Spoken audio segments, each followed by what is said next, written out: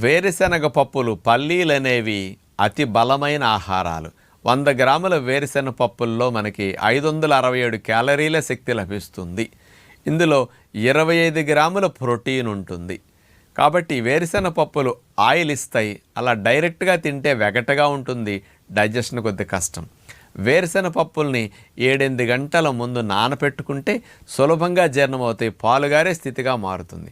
అందుకే నానబెట్టిన వేరుశనగ పప్పులు 2 గుప్పెళ్ళు అన్ని పెట్టుకుని 10 ఖర్జూర పళ్ళు నంచుకు తింటే మీరు దగ్గర 1/2 కేజీ మాంసం తింటే ఎంత బలం వస్తుందో ఇన్ని వేరుశనగ పప్పుల్లో అంత బలం వస్తుంది.